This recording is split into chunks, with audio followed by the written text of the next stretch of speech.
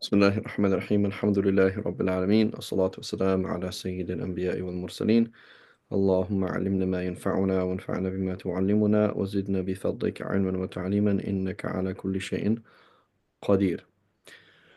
Now we're going to list filth, right?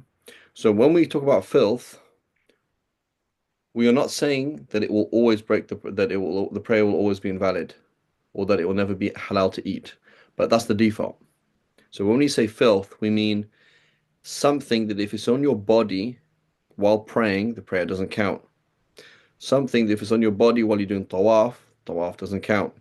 Something that you cannot consume, right? That's what we're talking about. That's the concept of filth. Okay. Um.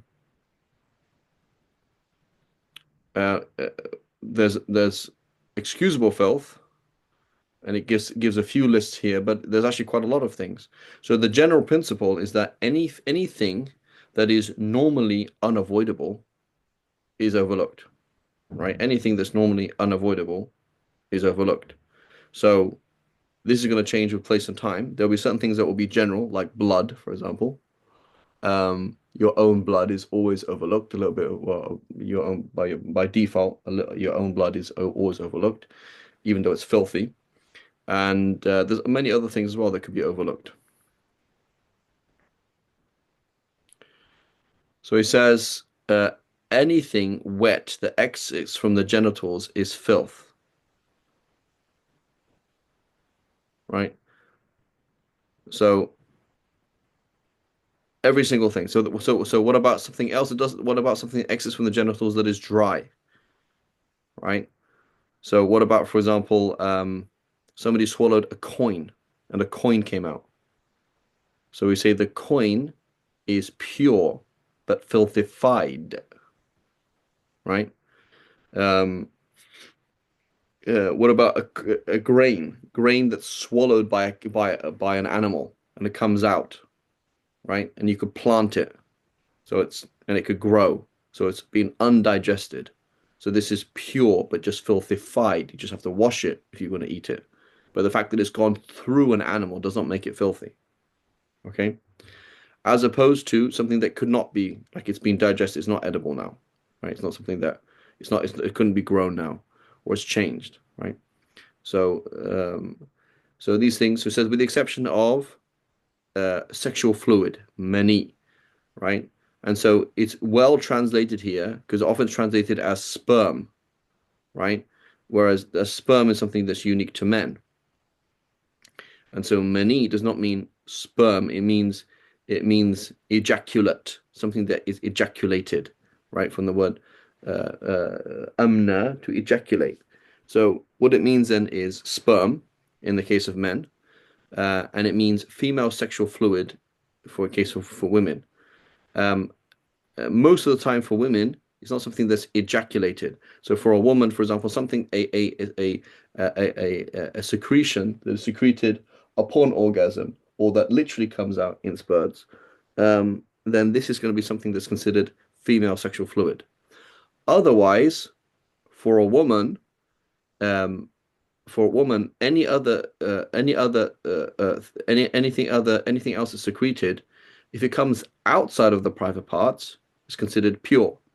So outside meaning what is exposed while squatting. If a woman were to squat to relieve herself, what will be exposed of her private parts, anything that comes from there is considered pure because it's considered outside of the body, right? Even if it is in principle something that's coming from the private parts, right? But it's considered it is something that is it is considered it's analogous to sweat, so it's pure. Then you have something that comes from inside the private parts, and from inside the private parts, it can come from two places, from what they call from beyond the internal the area that where the male private parts reaches during intercourse, and beyond that. Okay, so that area and then beyond that. So so if it's beyond that, then it's najis. It's considered najis, right? And if it's from that area, then it is pure, right? So and if you're not sure, then it's also pure. right? So let's repeat again. Something that's totally coming from the outside, that is analogous to sweat, therefore it's pure. Something that's coming from the inside, but it's the inside of the area of the private parts. So it's inside, meaning it's not exposed while squatting, but it's inside in that that's the area reached by the male private parts during intercourse. So in which case that's considered inside, and it is anything that comes from there, whether it comes through being sexually stimulated or it comes for some other reason, is irrelevant. The point is it is pure. Then we have something that comes from beyond that area, which is then going to be filthy. And then the fourth category, I'm not sure where this comes from, in which case it's pure, right?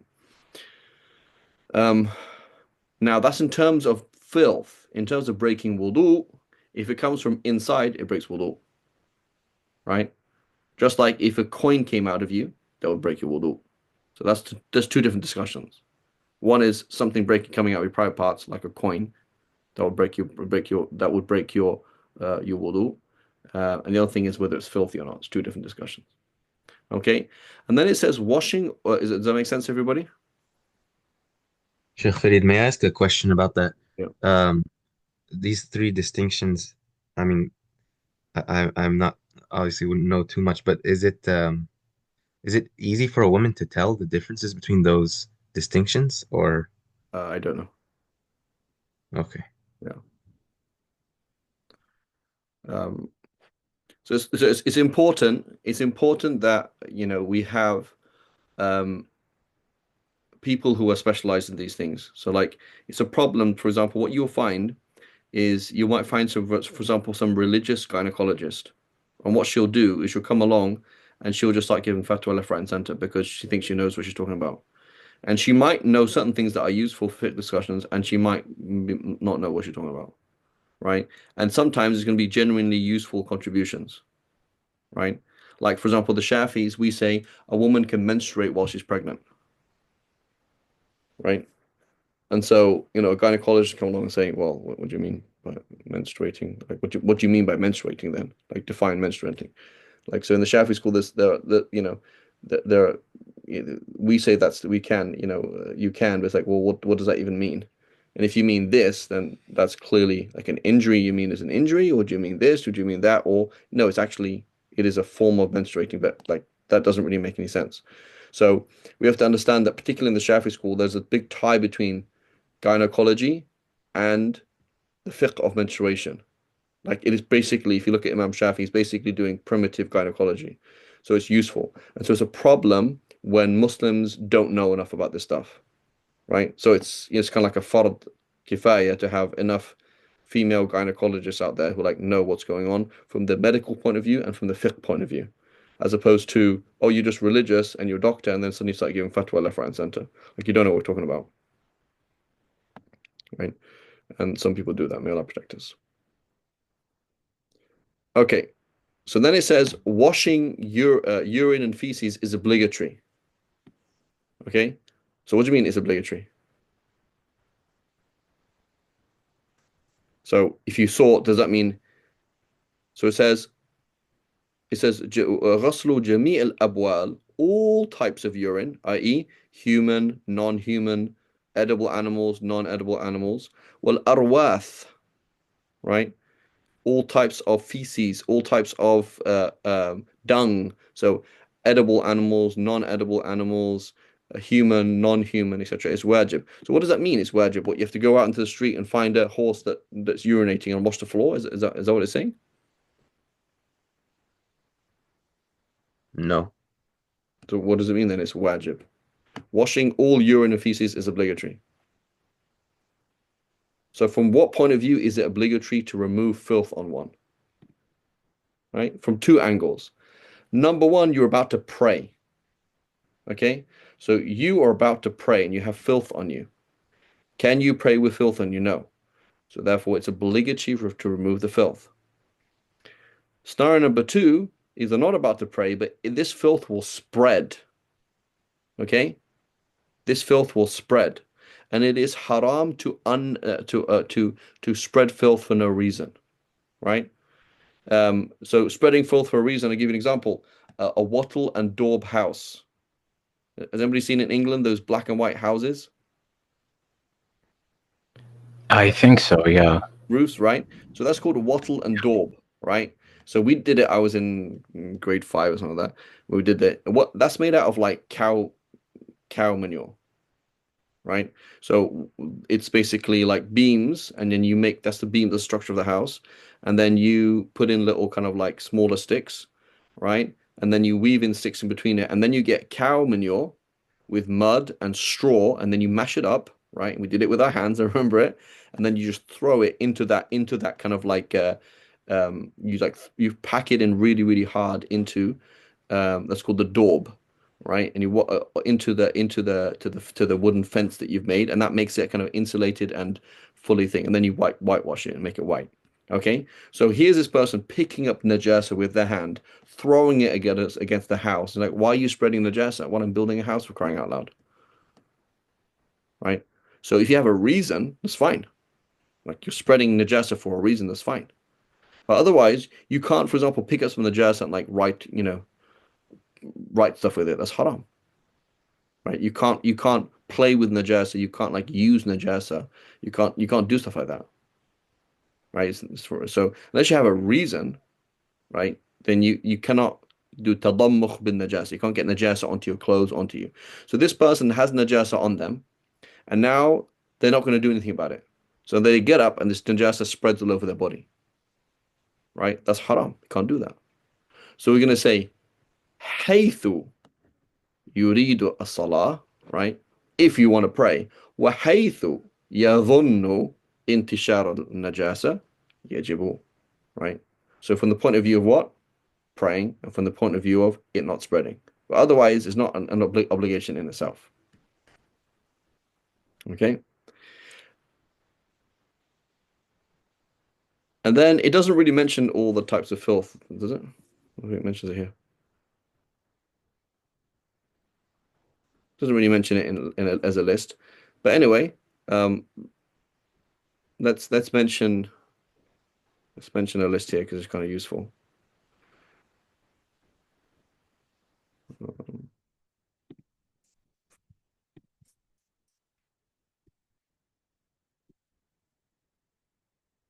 Hey, can I mention something? This one, I go ahead. Yeah. It's not really a question. I just wanted to share that because we're talking about najasa, alhamdulillah that we have these rules and we have fiqh because again, as you know, that like my family's Hindu Hmm. and there are some Hindus, very, very tiny minority that actually drink urine Hmm.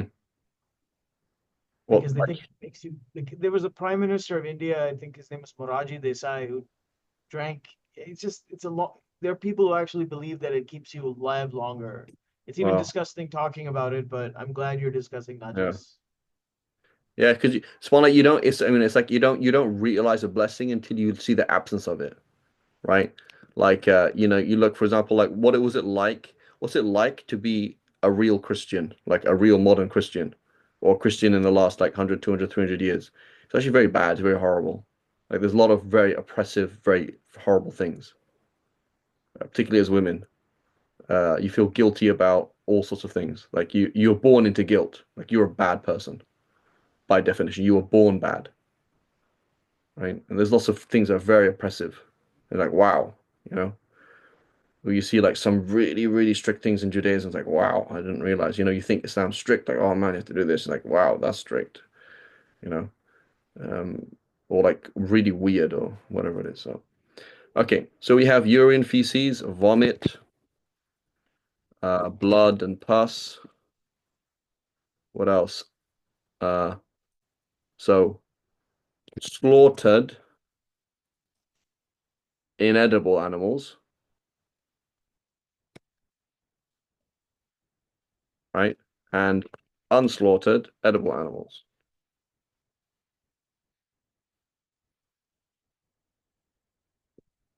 Um, so slaughtered inedible animals, you got a bear and you tied it up and said Bismillah Allahu Akbar, slaughtered it properly, still najas, right? Or unslaughtered edible animals. Here's a deer and you just drove into it. Here's a cow and you just shot it, right? Um, what else? uh, ethanol and methanol, right? So this is in reality a problem, right? It's a problem. It's a huge problem because like it's the you know the Shafis, the logic we use is we say that the Prophet ﷺ said every single thing ma askara qalil kathiruhu haruma kathiruhu, right? That's the hadith. Whatever a lot of it would make you drunk, a little bit of it is haram. So we say, what is the legal reason for beer, cider, real cider, like alcoholic cider, wine? What is the legal reason for them to be filthy? Is because they are liquid inebriants. They are liquid inebriants. So this would include, for example, marijuana tea or LSD, right? So so basically, ethanol, methanol in their liquid forms, in their liquid forms. Okay, but the problem is, what if it dried, right? Like if you got like crystallized wine or like I don't know, if you made it into a solid block of ethanol. The point is it was liquid inebriant at one time, so then it's still najas. The problem is ethanol, methanol everywhere, right? I mean, it's in bread, it's in it's in juice, it's in all these kind of things. It's inside your body.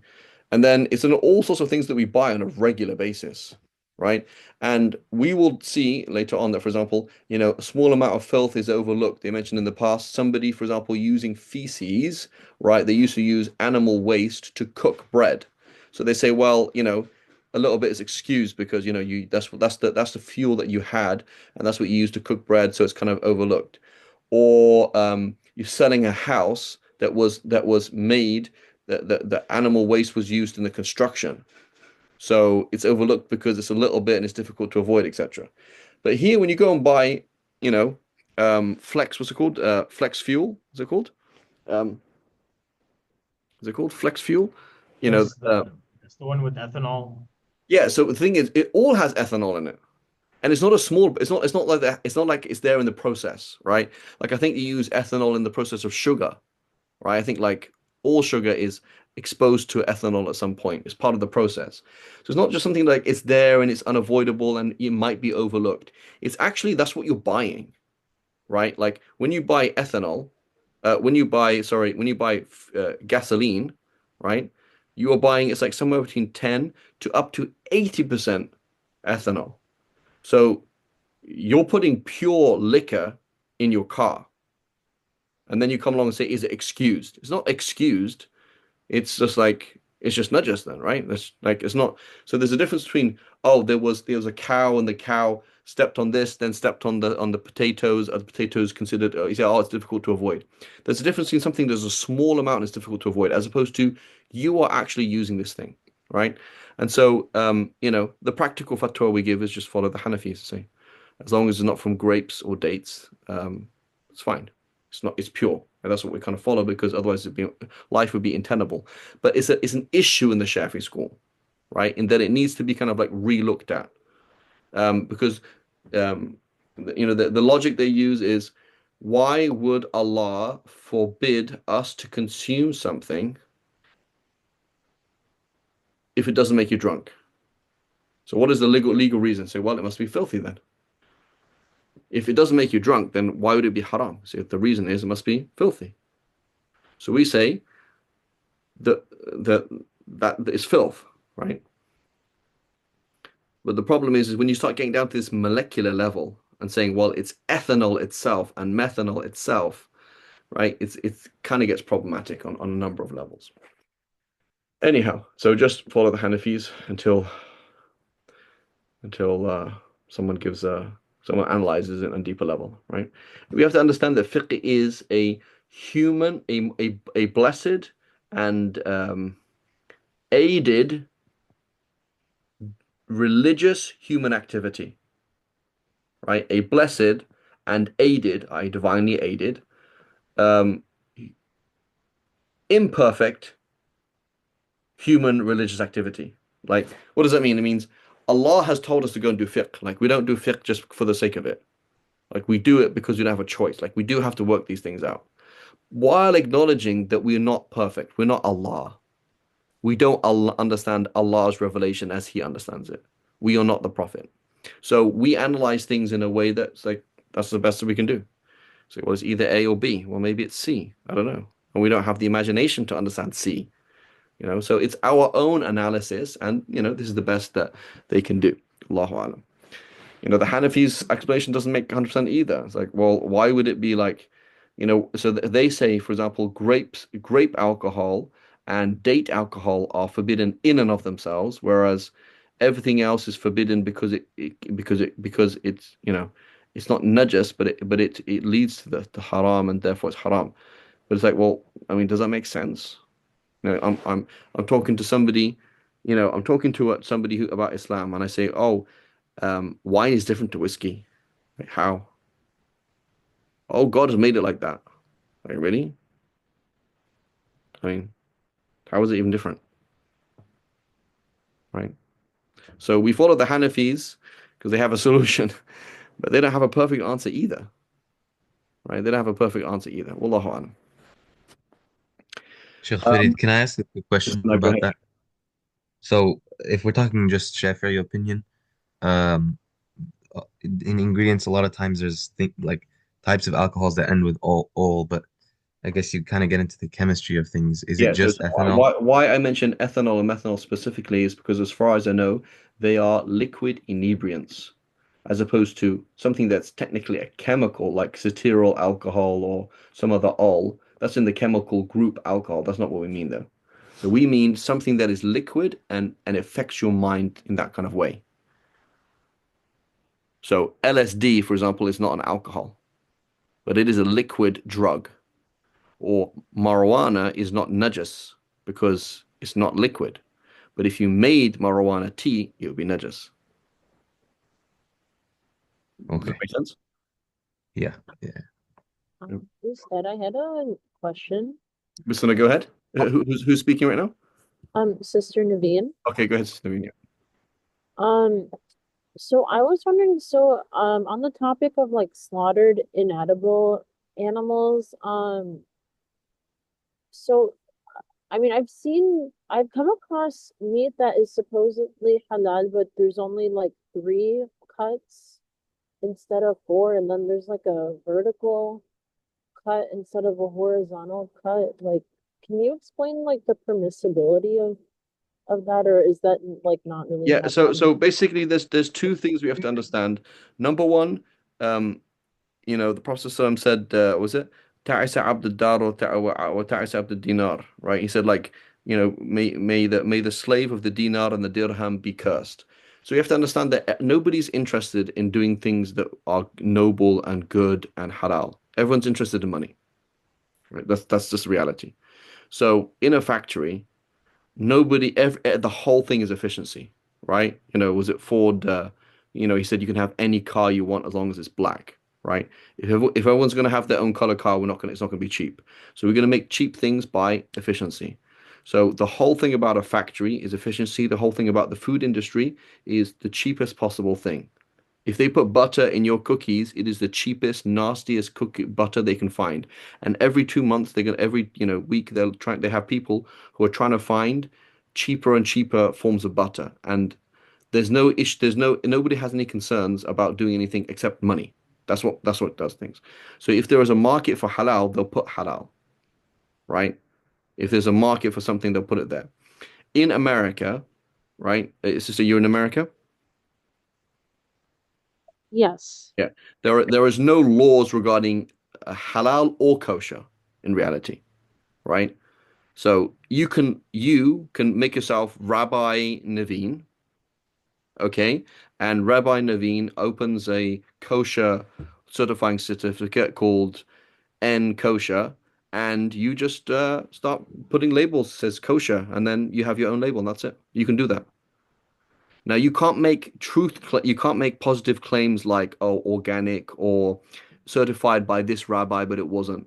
But you can do that. You can just say, I identify as Jewish, I identify as a rabbi, and Rabbi Naveen says that this is kosher, and nobody can say anything to you. So same thing with halal. You can just, there's a pork and you said Bismillah over the pig and you say that you put halal. Like, so Sheikh Noor Zahzah says it's halal. There we go. That's it. So there's no standards. Like it's not like there's no like organic, for example. You put organic on it, there's standards. You're gonna have to go through this organization, whatever. So for kosher and halal, it's like it's basically a meaningless statement. So when you see halal on something, just know that it's only they only put halal because they know you're gonna buy it. They didn't put halal because they like you or that they care about the animals or that because they fear Allah. It's just business, right? It's just business. What was it? HSBC. I don't know if they have HSBC in America, but HSBC, a big, the world's local bank is, they had like Amana Finance, right? So Amana Finance is Islamic finance in England, Amana Finance. So you see all these Amana Finance banks because there's a market, right? There's people who want Islamic finance, so they're going to do it. So they're not interested in doing fearing Allah. They're interested in whatever Muslims will buy, they will sell. So as long as Muslims will buy anything, then anything will be sold to Muslims. Simple as that, right? Simple as that. So it's in the hands of the consumer, but because most Muslims don't care, we want the cheapest thing possible, and we're also naive, right? We just think that you know we just assume that people know what's going on, and you assume that somebody must have checked it, right, at some point, but it's not actually the case at all. Like there's actually no reason. Be because you can sell it, there's no reason why anybody would check. So when it says halal, it doesn't mean anything. Even when they say, for example, hand harvested, right? I know somebody who works in this field. They will lie as much as they can. So you're like, I want hand slaughtered. So they'll say hand harvested, right? And you'll assume that you just assume that these people mean hand slaughtered, right? Because that's just a nice way of saying it. It's not actually true. Because I can get you to buy it, I have put that label there. That's the only reason. It's a dog eat dog world of finances, and whatever is the cheapest and whatever is the marketable, that's going to go. It's nothing. It's nothing short of that. So basically, you have to buy aggressively, and you have to be a bit aggressive. You have to find out. You go to the shop, and they say, "Is this halal?" So why do you say this is halal? Given that this label means nothing, it doesn't mean anything. Why do you say this is halal? So I say it's halal because the person who sold it to me is halal. So you call them up. Here's the distributor. Why do you say this is halal? And they say, oh, because it's the sheikh said. Okay, you call up the sheikh that said it. Why do you say this means halal? And they say because it was slaughtered in this way. And then you need to know your own fiqh, right? You need to know your own fiqh. So you need to know, okay, when you say a cow is halal, you mean you say what did you cut? So do you say that there's a Muslim? You say there's a Muslim who's slaughtering. You say yes. Okay, how is he cutting? He's cutting both the windpipe and the food pipe. Yes. Okay, thank you very much. That's what he's doing. Okay. Now, if they're lying, and you know that they're lying, then you can't eat it. But the default is people aren't lying, right? So, some people might lie to your face, and that's something else, right? Could lie to your face. But basically we have to buy aggressively because we are sold, and even, just even the way, for example, animals are raised. Animals will be raised as bad as legally possible, right? You will be given food that is unhealthy as legally possible. That's the reality, right? So, many people, for example, when they come to America, they get sick. I mean, I've heard this. Like, people that come to America, they get sick because in America, the standards of what is healthy is not the same as in Europe, right? We saw that with the COVID vaccine, right? Like, as long as I can sell it, I'm going to sell it. It's not an issue about caring for people. As long as I can sell it, we're going to do it. So we have to be just like any kind of thing you put in, any kind of thing, we have to be aggressive and know that the people are not, they're not, there's nobody who out there that's nice, right? Nobody is out there to do nice things for you. I remember, I worked in a cafe, and I remember I was working with the boss. She was like she was a Danish chef, right? She made really amazing food, and she cared about presentation. But once I was buttering a sandwich, she was like, Fareed, for crying out loud, you are not gonna eat this sandwich. It doesn't matter. The butter is not evenly spread on either side. Just get it done, get it out there ASAP. That's the mentality, right? Is like it's all about speed. It's all about saving time here, saving time there. Getting 10,000 chickens in and out of this factory as soon as possible. If you can get it done in a day, we can cut costs by 20%. That is $20,000 more, right? And whatever things can be done will be done. Does that make sense, Naveen? Yeah, I wanted to ask a follow-up question though. So Is can I just say so one practical thing then? Instead of becoming your own detective, there is an organization called HAFSA, right? And so if they've gone and done the homework for you. So that organization exists in England. It's called the HMC. Here in America, it's called HAFSA, and you get HAFSA certified. So it's like, okay, there's an organization. They make sure it's halal according to every single madhab possible and impossible. They're very, very, very, very strict. Um, Arguably more strict than you have to be. But you now know that the job has been done, right? And if it hasn't, then you're going to have to do your own homework, right? So, for example, in England they have HMC. In Scotland, like last time I was in Scotland, I have to do all these phone calls. I was on the phone to all these different people all the time because they don't have HMC. They don't have a HAFSA in Scotland. So you have to do all this homework, like calling up these people and saying, where is this thing from? And then the other issue then is the global market. So you're in a Muslim country and you think, well, okay, presumably everything is local, right? And presumably they slaughter. And then over time you might realize that actually these stores and those stores actually don't buy locally. Particularly let's say in the Middle East, desert place, it's not very good grass, and they're going to be buying from other places. So now it's like, oh man, right? I remember in Jordan seeing, for example, fish, and it says Islamically slaughtered, right? So here's this fish from Brazil that's Islamically slaughtered. It's like, well, that means that when I get beef from Brazil that's Islamically slaughtered, that often doesn't mean anything either. Okay, go ahead, Sister Navi. Oh, Jazakallah khairan for mentioning Hafsa because I do use them and I think also HMS as well. That's another one. Um, but I was wondering because like oftentimes I've heard other Shafis tell me like, oh, it's okay to eat machine slaughter and stuff, but like I mean I'm kind of on the side of caution, so I don't do that anyways, but I mean to like So I I, mean I personally I don't know of that. So the issue in the Shafi school is so the issue with machine slaughtered is two things, right? So first of all, okay, could mistakes happen? Yes. Okay, that's not we're not looking at that, right? The issue is who slaughtered, right? So it's a little bit so let's say for example I walk in the morning and I say Bismillah. Okay, in the Shafi school I don't say Bismillah, right? So in the Shafi school if I intentionally didn't say Bismillah, it's fine. The issue with machine slaughter though is it's a new issue and we don't have an answer in the Shafi school. So if you put it on my Shafi Fiqh Q&A, I would say I don't have an answer because it's not been studied enough properly, right? And so are you considered when you press the button and it picks up the chicken and puts it on that line and then that line goes through and it gets cut over there after you press the button, are you considered to have like who is killing it, the machine or you? Right? So it's a problem. Like, I don't know. So until that's solved, the default is it's not halal.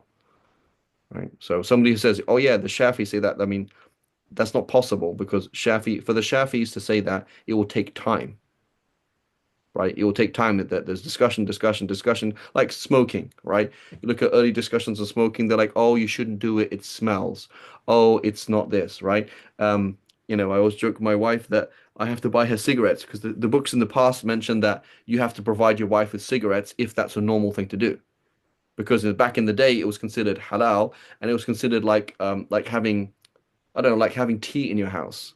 Like you don't provide your wife with tea. It's like, wow, these are basic things, right? So, at one point smoking was obligatory, apparently, and now it's haram. Like that took a while to work that out. So anything like that, it takes time, right? It takes time. Like people, the Shafis discuss, and then khalas, this is now the relied upon position. So if you say, oh yeah, the Shafis say that, it's like, really? How did that happen in the last whatever years? So it's a bit. So I know like Amja, the whatever it's called, the American something whatever it is. Like they have a huge article on it where they discussed it in various different places, different schools and different kind of things. It was a serious discussion. Some scholars saying yes, some scholars saying no, and it's a beginning of a discussion. When you say the Shafi school allows it, it's like wow, that's gonna it's an issue. It's an issue of debate. It's an issue of debate, and it's an issue that will take a century or so to be solidified. And there's also different types of machine slaughtering as well. So does that answer your question, Sister Naveen? Yes, Jazakallah khairan. Sorry for asking And so and many just, questions. this is not a fatwa, right? Fatwa is based on halal and haram. But being really careful, is that religiously recommended? 100%. Right? 100%.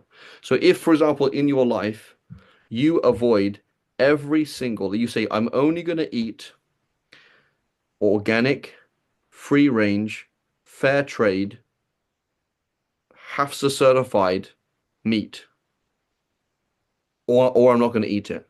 There's nothing wrong with that at all. You say, for example, I'm concerned about the economical damage, the ecological damage of cows, which is that they are a cause of greenhouse, right? Like gas produced by cows of over, like we have too many cows in the world. We're not supposed to have that many cows. So it is a greenhouse gas, right? It's a problem. So you say, I don't believe in eating cows. I think it's immoral because it's damaging the environment, and I don't feel comfortable on Judgment Day. Is that considered extreme? No, it's not extreme at all. Totally fine. Like totally fine. Like good moral thinking as a Muslim. Um, I don't think that chickens are treated properly, right? So I remember like I visited my brother once in England, and he bought me a $40 chicken. $40 chicken. Like, subhanAllah. How did it cost $40? Because it was free range, halal, no antibiotics, right? The farmer, he would give them like garlic when they got sick. They would do no antibiotics, right? So he's against antibiotics, he's against this, against that. It's like, so it makes the chickens very expensive. $40 chicken, right? And so, if you live the life like that, you know what? I'm going to care about fair trade. I don't want to like, oh yeah, who worked on these farms? Oh, this is from this country, from Brazil. Okay, who's working on those farms, right? So this kind of way of thinking, a holistic thing about, I want to think about where it's coming from, what affecting the environment, and these kind of things. This is barakah. This is taqwa. This is wara. It's not obligatory. You don't have to do that, but that way of thinking is good, right? Imam Nawawi, he wouldn't eat any fruits at all in Damascus. He said, I don't trust the whole fruit industry. He wouldn't eat them. So he's not considered extremist, right? Somebody who says, I don't believe in, I think, whatever it is, so looking at this kind of way, having an alternative and very strict way of thinking about things, and a very responsible, like being a, responsible member of the world is a good thing, a good way to think, right? You're not obliged to do that, but that's a good way to think and a very Islamic way to think. And it's very shameful, right? When Muslims are the least people thinking about about the environment. Prince King Charles, when he was Prince Charles, he wrote a whole article on this about Islam and the environment. And he's like, Islam of all the religions should be the biggest voice in the world talking about environment, but unfortunately, we are the people who like big cars, and every technology is always good when it's not. Does that make sense? Does that make sense, Naveen? Yes, Jazakallah khairan. Okay, can I ask a quick Just gonna follow-up? go ahead. Um, isn't one of the problems with though I mean, maybe we can talk about this later in the chat also, but I've heard that, for example, they mentioned something about Jewish kosher things, but I do know that there are various levels of that even in the US, that like the Orthodox Union, which puts the U symbol is itself not enough for Hasidic or ultra-Orthodox Jews.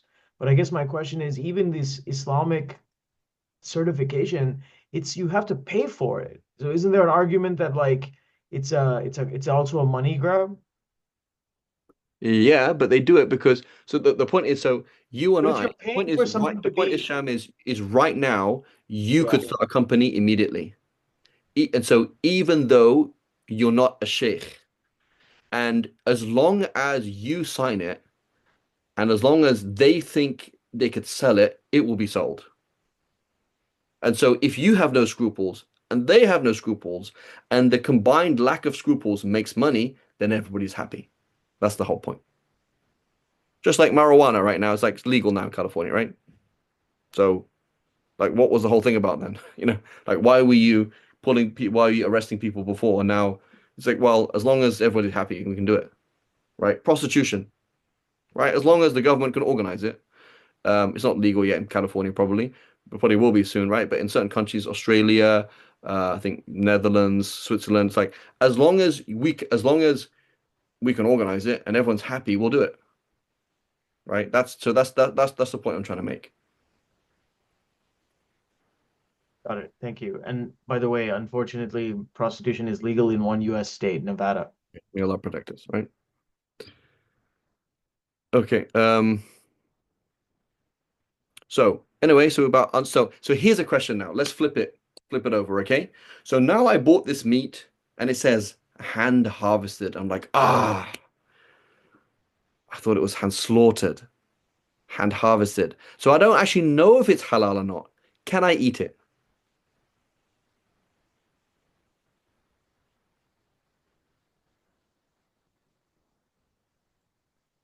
So I'm not saying it's haram. I'm saying I don't know that it's halal.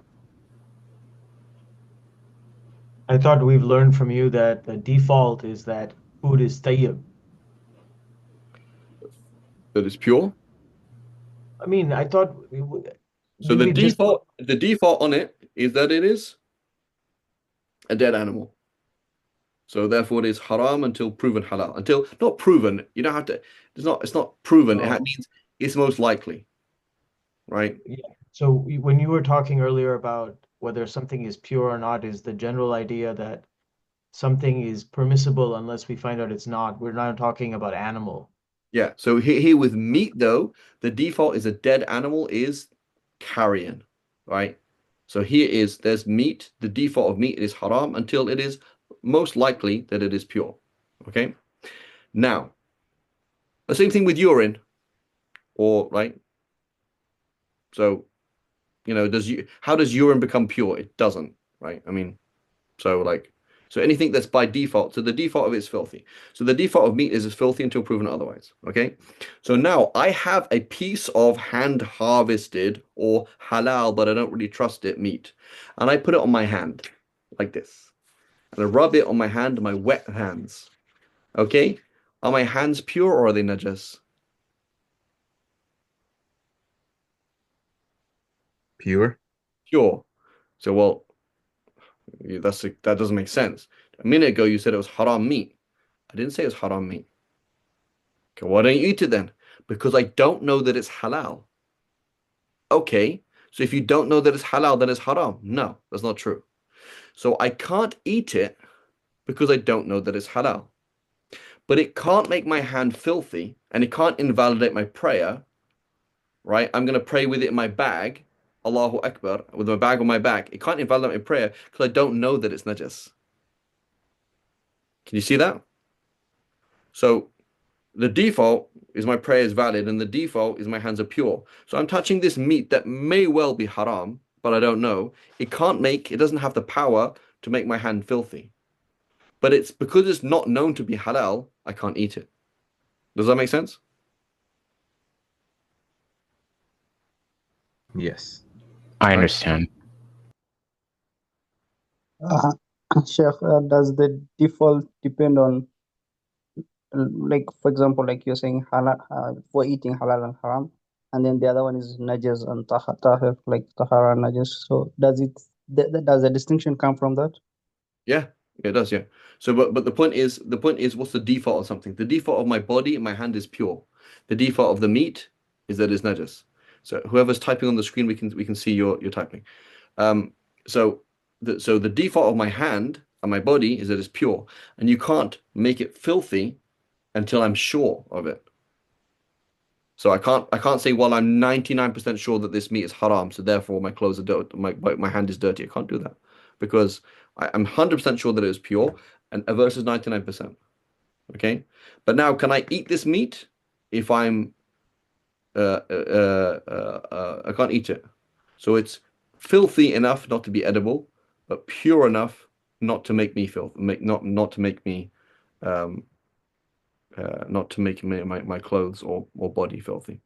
Okay, so we're looking from two different defaults, right? Two different defaults. Okay, so what else do we have here? Vomit, blood. Blood, we already put that blood and pus. Okay, unslaughtered animals. Parts of unslaughtered animals.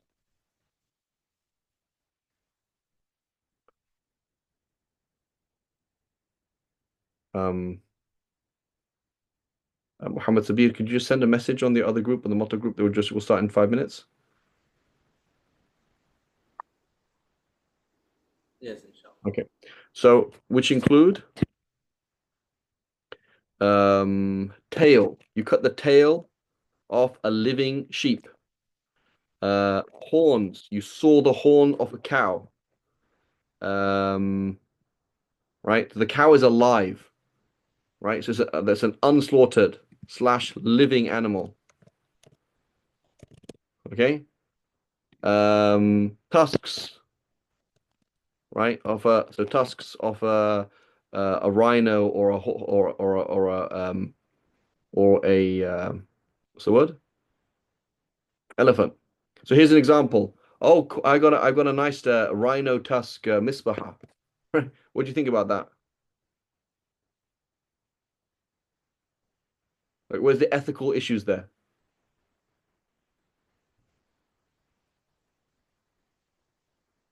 It would be impermissible, right? Okay, so it's najas. Okay, but let's say it's not najas. Where's the ethical issues in a rhino tusk misbaha? Because the animals are in danger. In danger. It's like, Jazakallah khair, Sheikh Farid, mashallah, wipe them off the face of the earth. Just knock them out, right? Like, where's your stewardship, right? We are stewards, right? Kullukum ra'in wa kullukum mas'ulun ra'iyati, Allah, Prophet said. Every single one of you is a shepherd, right? And we are responsible for our flock. So the unit, this yeah, we understand that the whole world is going to be destroyed. There's not a problem Judgment Day, but we are responsible for the world. You can't just work in a irresponsible way. Say, oh, it's not to do with me. So, no, you can't do that, right? So, are you responsible for the death of the dodos? No, like it's not responsible for the death of the dodos. They're going to become extinct, but you can't be like, oh, it's nothing to do with me, right? It's a problem, right?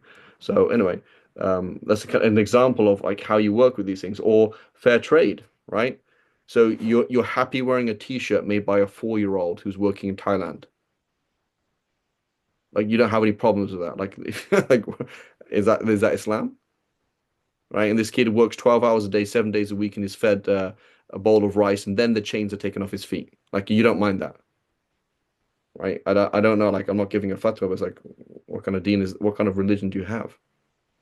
Right? So fair trade and these kind of things is very important, right? And so obviously Muslims are a back foot, in a situation where you're not really, trying to deal with many things, but we have to, be aware of these things. The way that these companies, you're happy with these what's it called? Oligarchies, that's the word, taking over the world and crushing countries, let alone people, right? And you don't mind. It's like, no, it's a problem, right? That's not okay. That there should be so much power in such few hands and so much oppression to be able to be done, right? We shouldn't, we should be a voice against these things.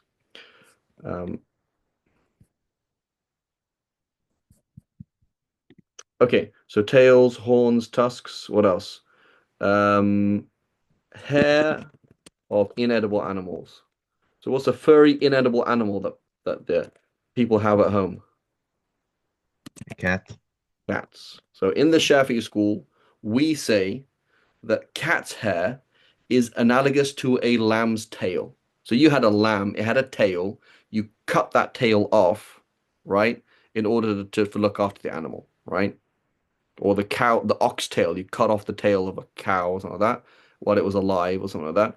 And so the tail that you just cut off that living cow is najas, right? The leg that you just amputated from your horse is najas. The living horse is najas. Similarly, the hair that comes off the back of a cat in the Shafi school is considered najas. You can't eat it. However, it's looked at as a dead fly. So if a dead fly goes in your cup of water, is it overlooked? Yes. Overlooked. So same thing, you have a big fluffy cat at home and you drink a glass of water and like, oh, I just realized right at the bottom of my glass there was a bit of cat hair. It's overlooked because it's difficult to avoid, just like a fly. And so a little bit of cat hair here and there. A normal person, I had cats all my life, right? And like I've once I went into a ruku' and there was a big tuft of cat hair on my foot, right? Otherwise, like normal person who just keeps a normal clean house, you're not going to have cat hair everywhere, right? If the cat is always sleeping in your prayer mat all the time and it goes round and round in circles and there's the whole like mat of it, then it's an issue. Otherwise, it's not really an issue, right? So it means like don't eat cat hair. That's the upshot, right? So put that in your diary, brother, right? Must stop eating cat hair, right? That's a, that's about it, right? Um, it's not a super practical thing. And then many Shafis as well adopted the opinion that it's not even that hair is not alive to begin with, such that it should become dead, such that we should label it as najas. And that's the position of the other three madhahib as well. So we shouldn't make a big deal about cat hair, right? But if it's an edible animal, so you have, for example, you keep a